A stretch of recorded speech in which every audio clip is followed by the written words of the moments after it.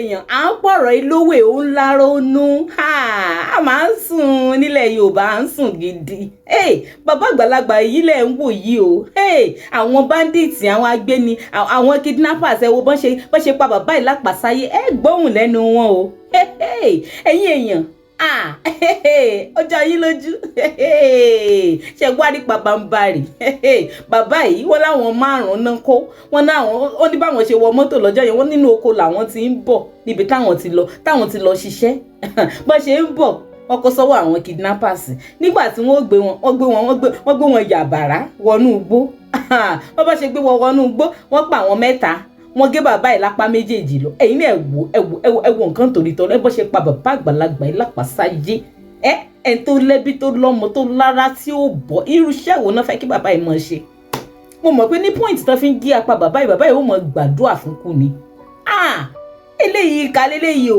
kò sí orúkọ míì tó ń jẹ́ ìka ni o bàbá onígò lójú àṣeyíkì Gumi ni mò ń sọ o náà wá bọ́ síta náà wọ́n advice ààrẹ Tinubu wípé kán mọ̀ ṣe bí ààrẹ Buhari kán jẹ́ káwọn lọ bá wọn negotiate pẹ̀lú àwọn bandits àwọn kidnappers ẹ̀yìn èèyàn pékélé arúgbó jẹ gbèsè ta ní òsàn arójú olè àmú orílẹ̀-èdè Nàìjíríà bẹ́ẹ̀ ni arójú olè àmú nígbà tí Ṣèyíkì Gumi lè láyà láti wá bọ́ ọ̀tá mọ́ sọ fún ìjọba àpapọ̀ pé òun ní kọ́ńtàkì àwọn ajínigbé kán jẹ́ kóun lọ ṣe negotiation òun fira àwọn jọ òun lè bá wọn ṣe negotiation yẹn tí ó sì dùn mọ́rán ó sì ń work freely lórílẹ̀‐èdè Nàìjíríà wọn sì arrest ẹ̀wọ̀n mú àmọ́ olóyè Sunday Igboho tó ń jàfẹ́tọ̀ àwọn ọmọ ilẹ̀ Yorùbá tó ń pariwo wípé àfáwọn Fúlàní mọ́ ní orí ilẹ̀ Yorùbá wọ́n lè lọ́mọ arrest wọ́n lè lọ́mọ threatening ẹni tó yẹ kán mú gangan wọ́n fi ilẹ̀ kó máa lọ àwa sọ pé àwọn bandits wọ́n láyà wọ́n demand fún 40 trillion naira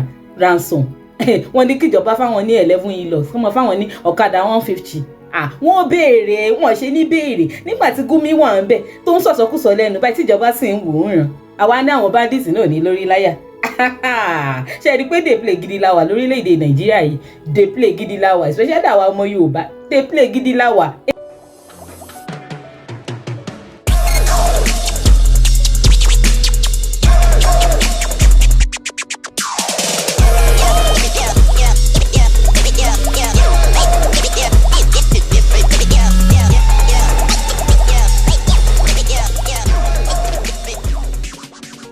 bá ṣe wò mí fún ìgbà àkọ́kọ́ Digi Naija television lè balẹ̀ sí yìí níbi tá a ti máa ń mú àwọn ìròyìn yàjóyàjó ìròyìn tó ń trend tá a jẹ́ kí tí yín ó di sí ibẹ̀lẹ̀ wáyé ẹ má wàá gbàgbé ẹ máa tẹ subscribe button tó wà lábẹ́ fídíò yìí ẹ máa follow wa ní gbogbo channels ẹ like fídíò wa ìfèrè ọkọ̀ yín sí comment kẹ́ẹ̀dẹ̀ máa fi fọ́nrán fídíò yìí kẹ́ máa fi sọwọ́ sí gbogbo àwọn tí ò ti rí tẹ́lẹ̀ torí ọ̀rọ̀ tó délé ọ̀rọ̀ gbogbo wa ni kò yọ ẹnì kankan sílẹ̀ ó kàn bàbá ẹ̀ lónìí ni Ọlọ́run nìkan ló mẹni tí ó kàn lọ́la kọlọmọjà burú kàn wá kọlọmọjà lọ ká jáde ìrìn àjò tá à ní wọlé dé mọ́ nítorí títọ́ lágbára Ọlọ́run ṣebí torí ní kò pẹ́ kọ́ la gbọ́ pé wọ́n tún kidnap àwọn 16 ní Kaduna ní Goningora ṣe rí wípé ọ̀rọ̀ àwọn bandits ìjọba sì ń fọwọ́ tẹ̀tẹ̀rẹ̀ mú nígbà tó lẹ́yìn Sunday sì Igboho sì ń pariwo fáwọn ọmọ Yorùbá wípé ká dìde ká gbára wálẹ̀ aláàbáwọn pípù yìí ṣe mọ́ ni àwọn kan sọ pé tiẹ̀ pọ̀ jù wàhálà rẹ̀ pọ̀ olóyè Sunday Igboho sì ti jẹ́ oyè wa tẹ́lẹ̀tẹ́lẹ̀ káwọn òkú lọ́mọ Nàìjíríà débi pé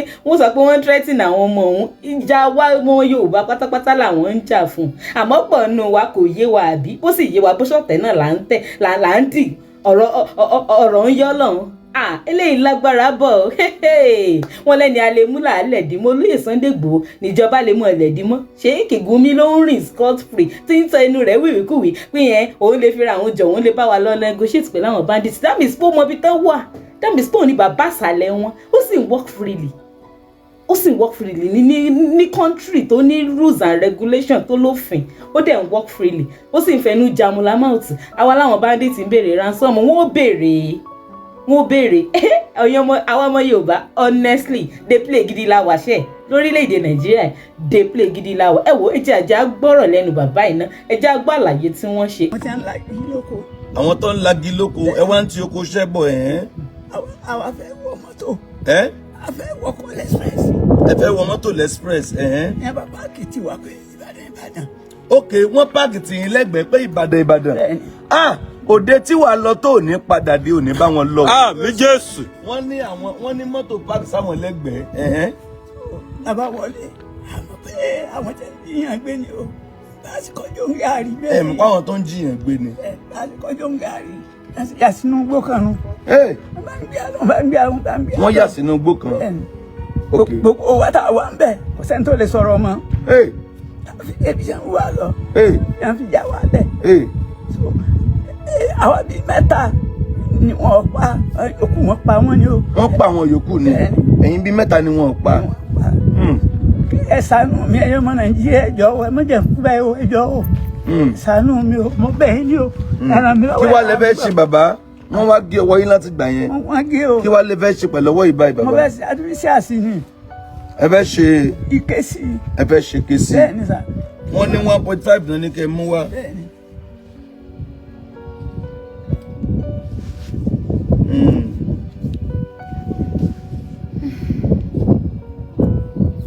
Wọ́n ní 1.5 million ní kẹ́ mú wá. Àánú àdìde. Ẹ rí ọwọ́ Ọlọ́run. Àwa náà ó gbé díẹ̀ ńbẹ̀. Ẹ jáwọ́ ohun tí àwọn èèyàn náà máa ṣe. Ẹ ṣé o Ọlọ́run ràn yín lọ́wọ́ gbẹ̀ tó bá ràn mí lọ́wọ́ o. Ẹ ṣàdúrà.